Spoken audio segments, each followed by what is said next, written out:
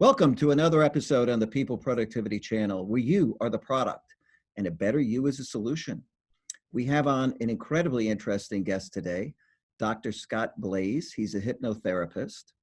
And what we're going to talk about is hypnosis and neurolinguistic processing. And these are both fascinating topics because we're really going to talk a little bit about the subconscious. People have a lot of, quote unquote, head trash that they deal with, things that were laid down in the first 6 or 7 years of their life as their mind began to record what it is to be human and to learn to live as a human.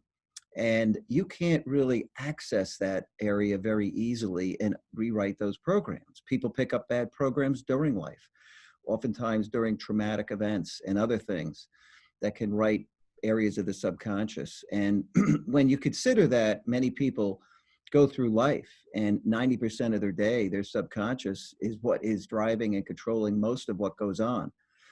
Nothing could be more important than being able to actually have the best possible programs running for you to guide your life. And so we'll get into this. This will be really interesting. And actually, we're going to have, Dr. Scott back on in probably another month, because this is a really interesting topic. It's a deep, topic, and it's also a very important topic to you because a better you is a solution. And so, hey, Scott, could you introduce yourself, please? Yes, Frank. Well, thanks for having me. First of all, my name is Scott Blaise. Pleasure. I'm a clinical hypnotherapist centered in central New Jersey, out of East Brunswick and South Brunswick. We deal mostly with anxiety disorders, weight loss, and academic and sport performance. And we're very excited to be here. Yeah. Well, thank you for coming on. Why don't we just start with the basics? What is NLP and why does it matter? Well, NLP stands for Neurolinguistic Programming. It originally started in the early to mid 70s. And it basically was taken from 3 famous therapists, each in different lines and modalities. And 2 gentlemen basically, long story short, went to them and said, how do you do what you do? Why are you guys so great and are effectively helping people when no one else can? Their answer, in short, was they really couldn't explain it. There wasn't a model of understanding to say, hey, this is my process, this is what I do. So it was almost as if it was innate. Well, long story short, these gentlemen developed basically models of communication. They modeled them, they studied them. This happened over a several-year process. And they basically came up with 2 main models, the Milton Model, which was primarily modeled after famous hypnotherapist. I consider probably one of the best ever, Milton. And they also looked at people like Virginia Satir, Fritz Perls, which then subsequently formed the Meta Model. Each model has its place, each model are effective tools, and it's used every single day, not only in just hypnosis and therapeutic circles, but we use it every single day in face-to-face communication. Well, not only do we use it without realizing it, but the reality is that, marketing firms caught on. Absolutely. Are using it all the time.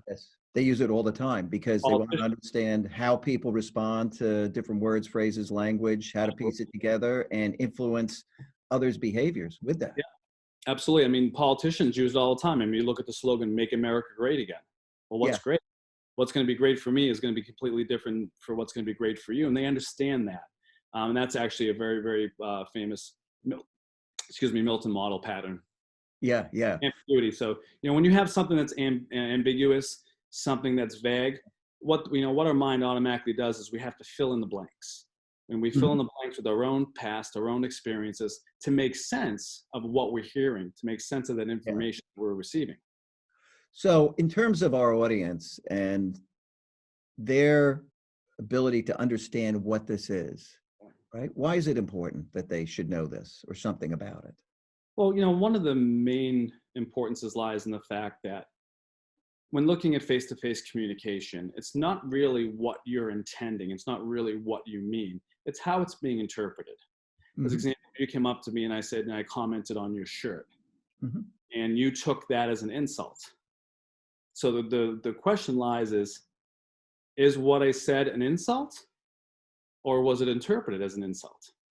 Well, the truth lies in, I might not have meant and I didn't, you should, certainly my intent wasn't insult you, but if you took it as an insult, then what I said was an insult. There's no other way to look at it. So we have to be very, very careful in understanding that what we are saying, what we're communicating, is not being perceived and received in the way that we actually intend it to be. And this is where miscommunication happens. This is where conflict begins. Mm-hmm. And then people, because of those programs that you said, they keep on firing back in that same frame, in that same language or tonality, and they get frustrated that they're not receiving the results that they expected. And then, from there, it's just a big old mess. Yeah. Life is a little bit more complicated in some ways because the human complexity is real. It enters into everything. Absolutely. So then we get into hypnosis, which is a little different. Why don't you explain to the audience, what hypnosis is? Well, hypnosis it's a natural state of consciousness. It's a word that has a lot of negative connotation. I deal with it every single day. In our first session, I do very little hypnosis. It's basically sitting down and for me to discover and learn what I basically had just went over. Basically learn how you're processing information, learn how that's internalized, what words and how do I need to frame my language in a way that it can get understood in the way that I mean it. And then it also get absorbed by the unconscious mind. So hypnosis is a natural state. We go through it a minimum of 2 times every single day. Mm-hmm. Can't fall asleep without passing through a state of hypnosis. You can't wake up on the other end without passing through a state of hypnosis. So hypnosis is not REM. A lot of people will confuse it because the word hypno, it's Greek, comes from sleep. It's really not sleep. You may look at someone and they may visually appear that they're sleeping, but they're not. Your senses are heightened. You're more alert, and you're experiencing things that on an everyday basis you had not experienced before. The whole point of hypnosis is to basically occupy that conscious mind, for a few seconds to occupy that filter that's filtering out all this information, all this experience, so that we have a little bit of gateway and a little bit of access into where you said where all those programs are coming from, which is the more unconscious and subconscious aspects of the mind. And just getting in there and learning and unlearning and relearning whatever behavior is no longer serving you in a positive manner. Yeah. So, just so the audience knows, that is the theta state. Correct. And as I said early in the introduction, we know that at least from, the work of Dr. Bruce Lipton and the people who went before him, I'm sure there were many others, but, the theta state, kids are in that till they're probably 7 years old. Yeah, absolutely. And they're downloading what it means to be a member of this tribe, family, community, right? It's where they actually record a map of how to interact and behave with others. Yes. And it's so interesting that we do get into theta twice a day, and actually people who, use hypnosis can get people into that state and help them deal with, whatever programs they need to change, right? So I guess that's why it's important, but maybe you could elaborate on that a little. Well, it really, to make it the most simplest way to understand, it's a system of knowns versus unknowns, which is exactly what you just referenced. During that absorption period from basically birth, and even before, we can get into the argument there, even prior to birth to 6 or 7 years old, where that child is in a constant state of hypnosis, and that's exactly correct. They are forming what you classified as maps, these internal maps of how they think their world, their economic status, their social status, everything that they're seeing and hearing is being downloaded and creating these maps and these programs. After that, and they start to grow up a little bit, and that ego and that self kind of springs through a little bit. Now, every bit of information, and science has already proven that any second there's anywhere from 2 million plus bits of information coming in through the human senses, the 5 senses. And what happens is we almost begin to filter that information, that incoming packets of information based on those maps. So we're generalizing, we're deleting, we're distorting all this stimulus based on what we think we should be seeing or hearing or tasting, or touching. And people don't realize that that's affecting their everyday. It affects their everyday lives. Yeah, I forget the exact number, but I thought it was like 98.4% of the information around you is ignored. Yeah, yeah, oh, yes, absolutely. Yeah. Absolutely. So people are focusing in on this very small amount of stuff. And that is that famous, gorilla experiment, right? Where the gorilla comes, through, past the basketball player, waves at people and leaves. And over Yeah, half the people watching this, basketball. Yeah. yeah, they say, I didn't see the gorilla come through because they've been told to watch the player Correct. shooting. Yeah. No, well, And they're told to watch the players in white. The gorilla's dressed in black, so they're filtering out any stimulus that's related to that color black, which is yeah, not important. They're filtering out. And here's the thing too. Generalizing, deleting, and distorting is important. It's a very, very critical aspect of human mind and human consciousness, because if that was not the case, by the time breakfast was done, you'd be so mentally exhausted, you'd have to go to bed again. yeah, Nothing would ever get done. So, as a filter for survival, we filter, generalize, and delete this information based on those maps during those formative years. yeah, So, when looking at trying to override an unconscious belief or an unconscious known with a conscious idea or conscious thought, 98, 99% of the time, it doesn't happen that way. It's very, very difficult to do. yeah, nearly impossible, It actually, is. I right? mean, it really is. I mean, people like, I want to stop smoking. Most people, I'm willing to bet. I'm sure it's not everybody, but the masses, I don't like smoking. It's getting expensive. I know it's not good for my health. A lot Yeah. of people find it disgusting, but yet again, they can't stop because during those years, at some point, smoking became known for whatever reason, and it got implanted and it got drilled in that subconscious aspect of the mind. And now, 30, 40 years later, they're still smoking and they can't stop. Yeah, amazingly, my father was a huge anti-smoker. My mother and father didn't smoke, and I just never had a desire to do it. Whereas friends who grew up in families where their parents were smoking all the time immediately picked those habits up. Yeah, I And was then, lucky. Both of my parents smoked. Both of my grandfathers smoked, but my grandmothers had not. But I was lucky, and both myself and my sister, we get lucky and did not pick up the habit. So I'm definitely yeah, for that. yeah, you were lucky. I was too. Yeah, Very fortunate that I didn't do it because the physiological aspect of that is, takes over. Obviously, oh, very absolutely. hard. And it's not just smoking. We use smoking as a easy example, but Yeah, it could be anything. It could be eating. It could be our lifestyle habits, our health related habits. How we conduct our day, how we wake up in the morning and brush our teeth and make our coffee and do things in a certain manner. I mean, it controls, so much more of our lives than just, smoking and smoking related, challenges. yeah, yeah. And at the end of the day, it's relationships. Yes. Right? I mean, it comes down to everything. And this whole selective filtering, this 98.4% of the stuff being ignored, Yeah, is vital to survival. it is. As if you were taking all those stimuli in and you couldn't separate something that was a threat from something that was good for you, Yeah, obviously you wouldn't be around very long. So, would not. yeah. So it really, at the end of the day, it was really, really important.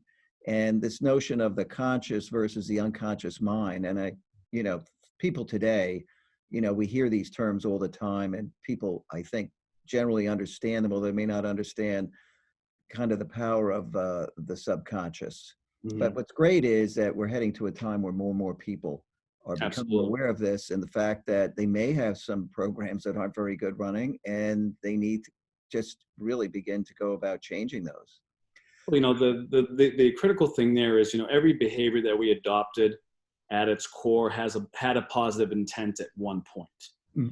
We're creatures of change. We're here to grow. We're here to experience. We're constantly changing. What we like to listen to, what we like to eat, what Yeah, we like to wear. I mean, it's always constantly developing. So we take a habit that 30 years ago, or 20 years ago, or 10 years ago, was being used in a positive manner, but is no longer positively, I guess, aligned with what their desires are and what they want 30, 40 years later. And that's what hypnosis is very, very good at. It's very, very effective and most times very quick to be able to get in there and just erase those unwanted behaviors. But, but not only that, but replace it with what they're looking to accomplish, what they're conscious desires and thoughts are at that particular point in your life. Which is And fantastic. So with that, then, what are the three main areas where you see kind of the most effective and practical uses? well, when with looking at hypnosis, and also NLP as well, there's basically three main stages. You obviously have it under the therapeutic model. Mm-hmm. You have it under, business and business management and relationship and sales. Then you also have it in the personal life, your romance, your family life, inter-spouse communication, and communication with the kids. And I think today there's such a gap, between that line of communication between husband and wife, significant other, with their children, and it's forcing, families to almost segregate, to separate. Your son goes up in his room, he gets on his iPad, and the daughter goes in the family room, and she hops on a computer, and the wife goes in the kitchen and she does that. And we're leading these separate lives, but we're under the same, roof, we're under the same household. Yeah. And it's because sometimes that communication is difficult to do. Yeah. That whole notion of being alone together. Yes, exactly. Exactly. Which is a lot of what life is for many people. Walk down the street 60 years ago in America and look in the windows, and walk down the same street today, and you're going to see a completely different thing. And I think a lot of it has to do with the communication. We're so focused on these electronic and, the modern technology, that we've lost the ability, and not only lost the ability, but lost the desire to have those personal and communication skills, and have those drive our lives and our behavior, rather than, oh, I wonder what's happening on my Instagram, I wonder what's happening on my Facebook. And even those things now, for the younger generation, that way of life, those behaviors are installed. Oh, they're there. Yeah, I mean, to wake up in the morning and to check your Facebook, and then go on your Instagram and go on and play a couple games of Scrabble and Fortnite, and then, I mean, those are programs that were installed. And, as these individuals get older and have to, I guess, deal with that balance between life and business and relationship, it's going to cause conflict for a lot of these, younger generations. It's going to be difficult. And, one of the ways that you can lay down a program is you create a habit. Correct. And after X number of days of doing a habit, you have a new program running that, let's say, Correct. You've never gone to the gym, you start going to the gym, you've gone for a few weeks, you wake up and, oh, I got to work out today. That program is running. Correct. And it pushes you in that direction. Yeah. So, these people have laid down, these digital natives from this generation, those habits of, I've got to check my cell phone every minute. Yeah. That's a really bad habit. I mean, I'm one of the, I don't want to use the word old school, but I leave my cell phone in the car. Yeah. I go to the gym and I'm working out. I'm there to work out. I'm there for 35, 45 minutes. And, I observe and I look at people, and they'll do a couple reps in a set. They'll take a break. They'll get on their phone for longer than what the set was. They'll go back and do the set. And you see them every single day with exhibiting those same behaviors. Why?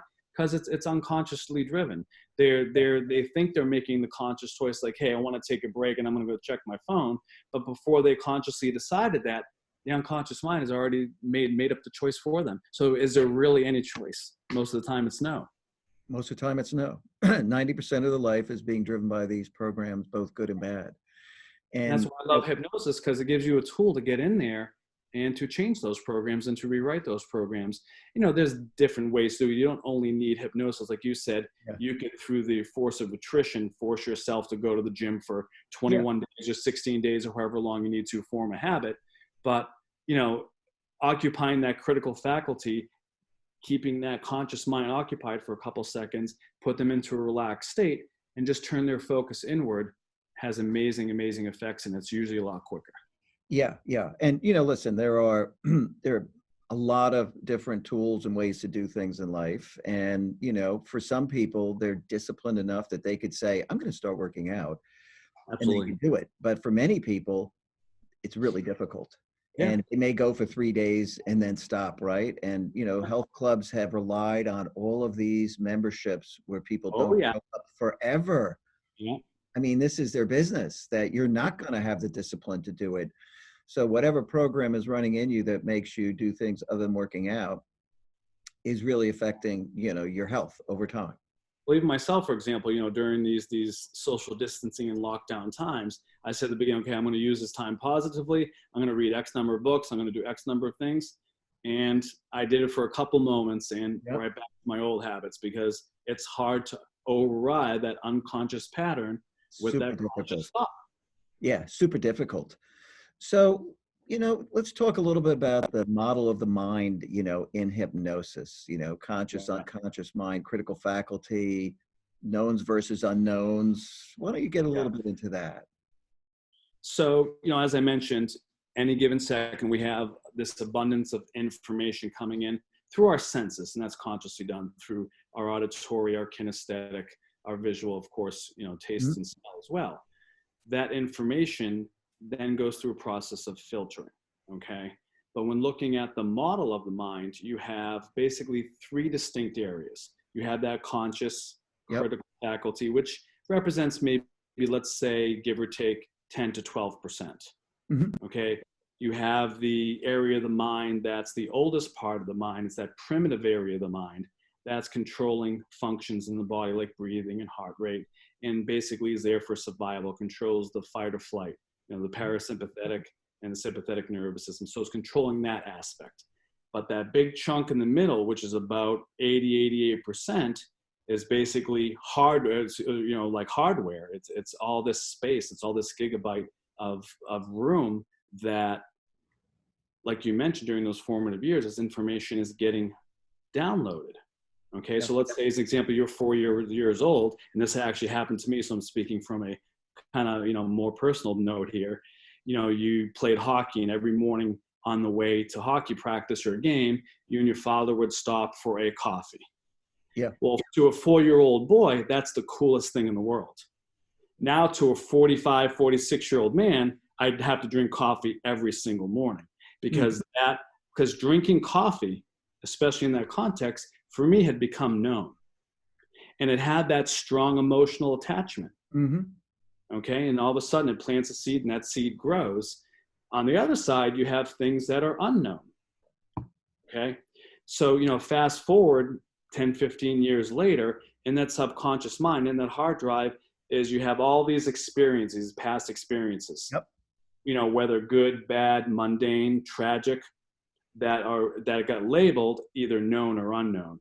And it's in our ability that we are in our innate, I guess, coding, that we always wanted to move toward. We want more of those knowns, and we want to repel, and we want to step back, and we want to run away from things that are unknown.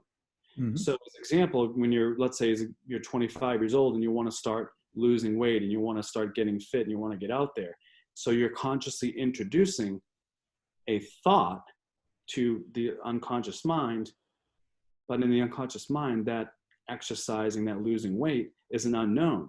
So it's going to control every aspect of your life, whether you realize or not. It's going to repel you away from doing the things that you should be doing, eating those fresh fruits and vegetables, not overeating or eating when you're upset, emotional eating, or going to the gym, or just sometimes even getting out and taking a walk.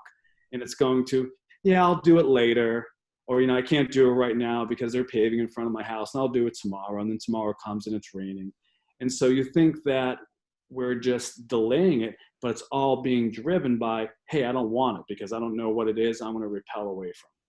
Yeah, which is super important. And this is why it is so important for people to realize that if they can consciously change kind of the knowns and what is going on and how the mind is responding and driving stuff, because it's propelling you forward. Correct. Right?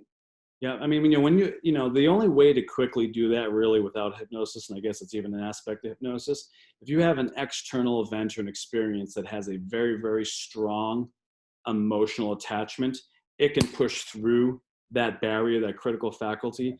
And now that one experience that happened in the flash of probably a couple seconds or a few moments can now become known very, very quickly. But it has to be a very traumatic event. Yeah.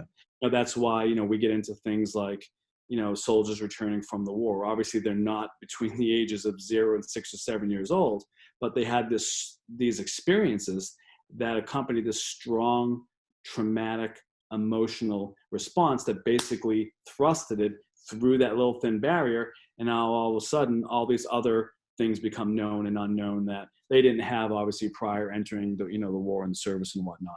Yeah. And it becomes, when you look at the order at which these programs are executing, it becomes one of your most important programs. Correct.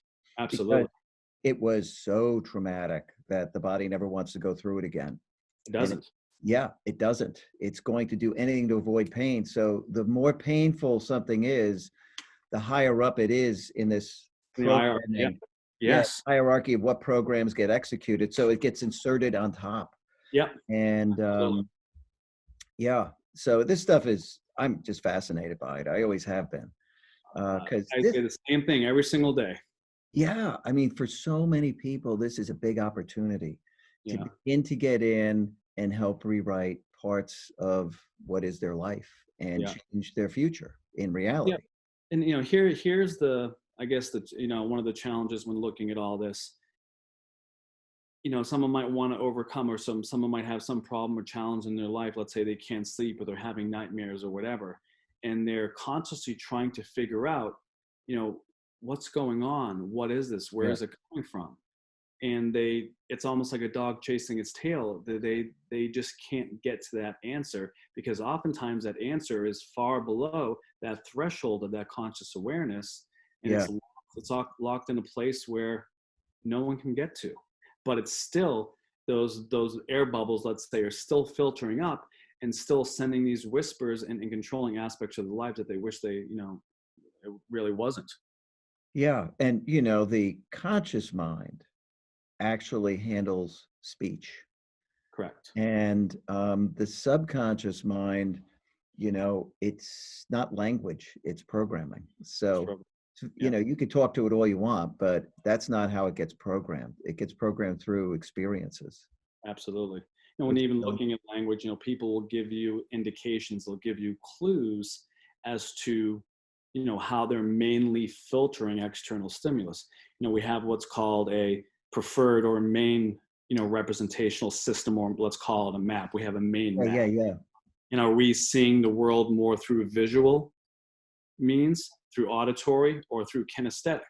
And people will say something, and they're just small little verbal clues like, Frank, I see what you're saying. The word see, that's a visual predicate. It's giving me a little bit of insight into, hey, this person keeps on using visual predicates. So if I want to better communicate with them, I might want to choose visual predicates and frame them and and speak to them in terms that they can understand. Someone could say to you the same thing, I hear what you're saying, or I feel you, giving you indication of what's really going on inside that mind. And, if I want to communicate back to you, whether I'm in a therapeutic situation, a selling situation, I want to frame it in the same way that you're internalizing. And like you said, we're choosing that information. Oftentimes we don't even know how or why we're choosing it. Yes. And I mean, this is a really important tip that people should take in, because people do have a preferred method of interpreting the world. Absolutely. And, they've studied like some of the great movies and books and other things. And in those, they talk to all of these methods of, preferences that people have. They'll use a lot of visualization, the language. And then everybody suddenly is moved by that because they all got spoken to. Yeah. So it's really, really interesting if people do listen and pay attention. I always have. When people start saying, hey, man, I hear you, babe, then that, right. Yeah, they tell you right away. I see it. These are really good clues as their preferred method of, taking in information, which is pretty fascinating. Like, so famous line my grandfather used to say, those two are thick as thieves. Thick, that's a kinesthetic, that's a feeling. Yeah. And I didn't know it back then, but I'm willing to bet that he was more in the kinesthetic, mode, rather than my grandmother, who was definitely more visual. So it's unique to, learn this information and learn these skills, and then even look back in your own life, and all of a sudden things that had a question mark or things that didn't make sense, all of a sudden start coming together, and you're like, yeah, that really does make sense, and it's a lot easier to understand. A lot easier to understand. And in fact, this is science. I mean, this stuff has all been, researched. So, let's talk a little bit. We're into this whole notion of maps and filters and stuff, the five senses, VA, KOG. Let's talk a little bit about that so people can get some understanding in this area. Right. So when looking at maps, it basically boils down to those filters. Okay. We have all this information coming, into our awareness, let's say, Yeah. second of every single day. It's coming in only through the five senses. So that's how we as humans are experiencing external reality. We're doing it through these five senses, what we're seeing, what we're tasting, what we're hearing, and whatnot. When looking at that information, after it's gone through that strict filter process, which we mentioned, of generation, deleting and distorting, we basically will form an internal representation based on that filtered information. So as example, there was something that was circulating on the internet back, I don't know how many years ago, 4 or 5 years ago, where was the dress gold or was it blue? Two distinct colors, and people were seeing two distinct things. I saw that at the time, and it amazed me.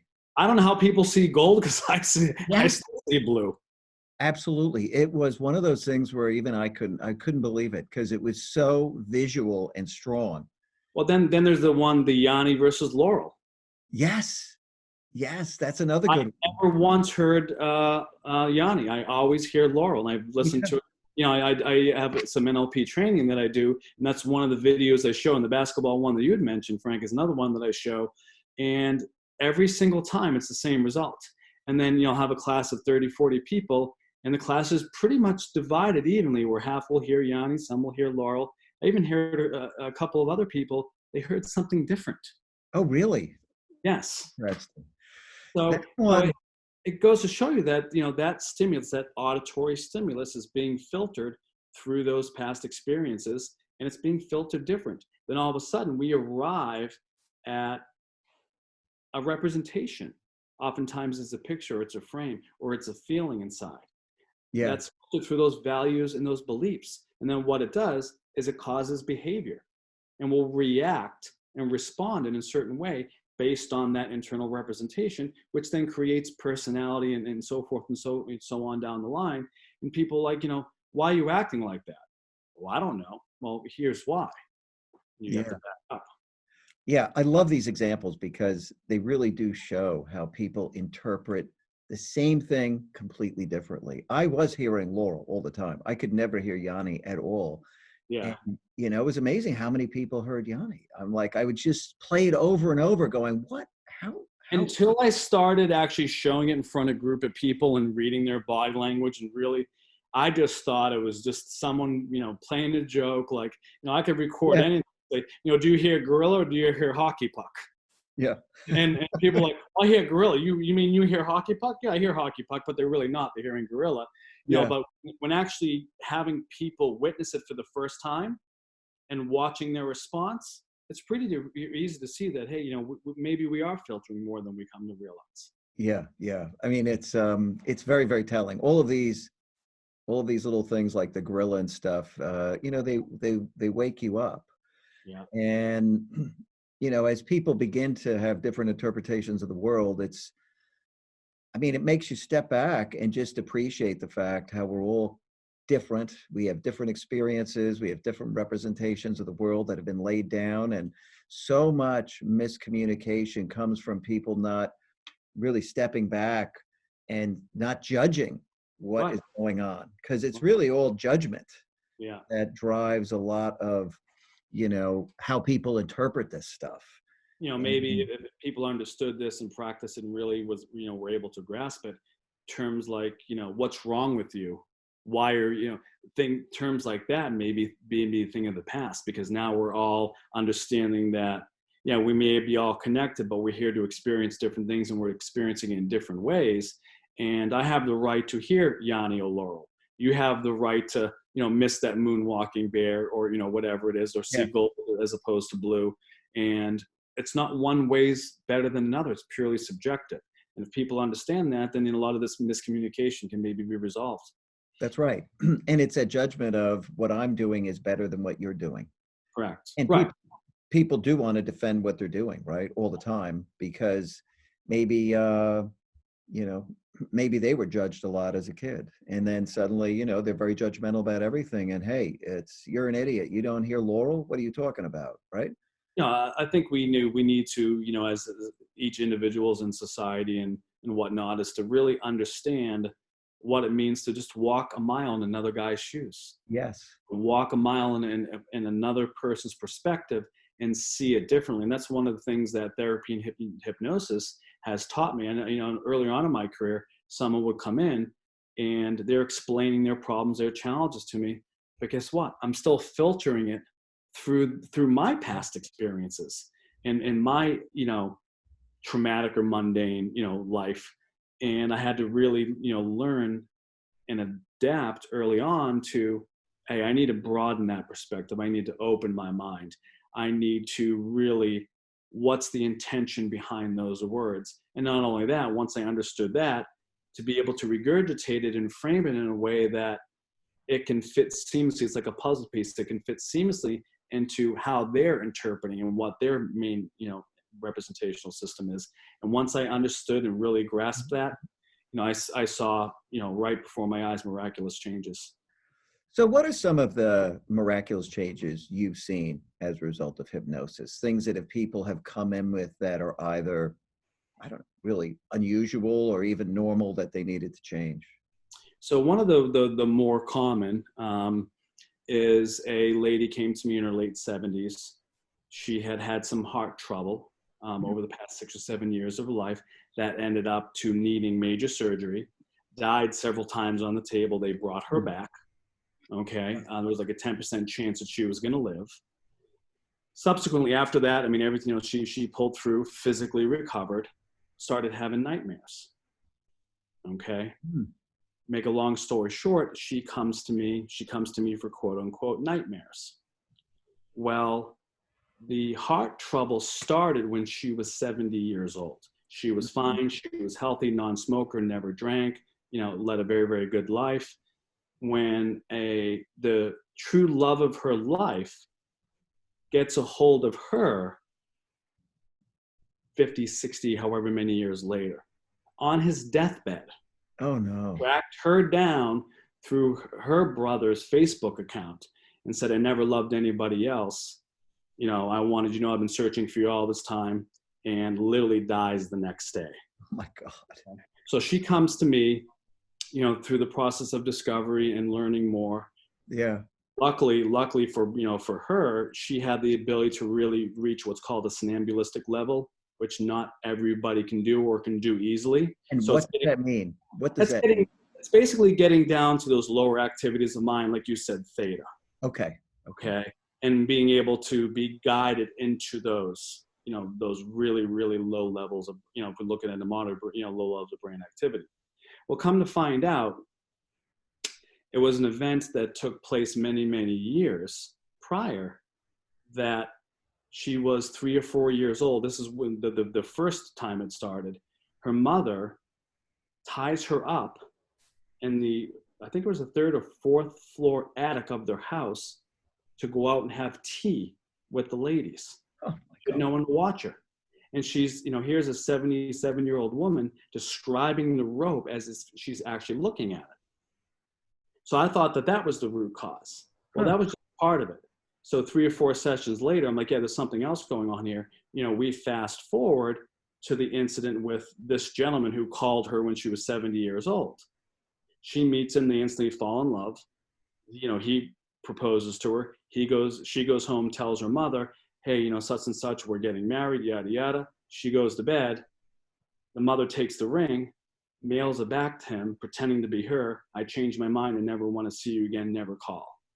So he tried to call and try to get a hold of her, but the mother blocked. And back then with no social medias and cell phone texting, that was probably a lot harder than, you know, kids nowadays realize it. And, you know, what she had done moving forward is she just subconsciously packed that in. 60, 70 years later, and all of a sudden that memory is triggered again with that external trigger, and all of a sudden she starts having heart problems. So it goes to show you that there's more, you know, neurons, there's more brain cells living in the heart that we, you know, ever knew. And that just shows you the relationship between that, literally broken heart. A broken heart, yeah. But she came in for nightmares. She wasn't consciously aware of, oh, it happened because of, this guy, Matt, or this guy, Steve, or, something that happened, the traumatic event that happened to me when I was 3 years old. And then again, when I was 6 years old, she had no conscious recollection of that. Luckily, she was able to get deep enough where that information came out. Yeah, what an absolutely fascinating story and history. I mean, Yeah. real trauma, actually. I mean, Real trauma. Tied up by the mother saying you're never going to see this person again, and in her own mind without sharing that. Yeah. Yeah. Wow. And, Kind of changed her life. Most every single time someone comes in for an issue, and I don't know the exact numbers and we've really looked up, but I'm willing to bet it's 80, 85% or even more. It's always something that happened, like you said, Frank, between the ages of 0 and 6 or 7 years old. Oh, yeah. And oh, go on. Sorry, I cut you off. No, it goes to show you how true that model of the mind, or what some people will classify as a theory, that we're downloading and we're creating these maps, and then everything else, it's like water passing through that filter. We're just filtering that information. And if that's left unresolved, it could end up as a physical manifestation. It could end up as some type of anxiety disorder. It could really manifest as anything. It could. And, I think people understand the model now of a phone and an app store, and the fact that you have download this app and it runs, and the app can send you, notifications. The fact of the matter is that, the world in your early life is the app store, and you're downloading these apps and they're running. Great analogy. And and it really is true. It is going on. It's sending notifications. I was watching a show. It was a serial killer. They were interviewing him in jail, and he got off strangling women and having sex with them. And they said, where did this come from? And he said he was 6 years old, and a friend was, I guess, strangling a girl, and he witnessed it, this little girl. And somehow that program got downloaded, and he had this desire from that day on. I certainly don't know enough about it, but I immediately thought, oh my God, there's that theta mode. He downloaded this thing. Yeah. And, would he have been that type of individual had he never witnessed that? Who knows? I'm not going to theorize. I have no idea. But it was a strong enough thing. That program, that trauma of him seeing that, created this program rising to the top. Absolutely. And one of the ones running in his life. And this is real, and which is why people ought to think about what is running, because there are ways to change these things, and the more they can change them, they can become the better you, which is what this is really all about. Listen, I got to tell you, we're going to have to, it's already, we've already been at this probably, it's a long interview, honestly. Yeah. I think we've been at this, 45 minutes. Yeah. And we're going to come back and do another one. This was really interesting. Next time, we're going to dig a little deeper, Scott. Anything you want to share with the audience as we close episode 1? Just, to have the sensory acuity, the wherewithal to, broaden that perspective, kind of, be aware that, hey, just because you're witnessing it and you're externalizing it in a certain way may not be the same for everybody else. And just to kind of pause for a few moments, and just to give yourself that critical few moments to think about what you're going to say and think about how it's going to be interpreted. And if you do that and you create that, as you used, habit, that bridge of miscommunication and that bridge of conflict and everything that's going on now can really, really greatly reduce. And, you can see just dramatic results with that. Yeah, just that alone, So I think that's a really, really good tip. And I would say if somebody reacts to something you said in an unexpected way, don't judge it. Just pause for a second. Yeah, pause for a second. Nothing wrong with the pause. That emotional reaction. Press that pause button. I think that's a really important thing to do, because it's a program in them. It's not you. And, right. It may very well, you may learn a better way to say certain things. Absolutely. You get a lot of reactions, but tremendous. So listen, I think this was absolutely wonderful. Great. I'm going to kind of stop the recording. Okay. And we'll get something scheduled about a month out. How's that? Excellent. I look forward to it. Thank you Right. so much. Scott, fabulous, buddy. Thank you.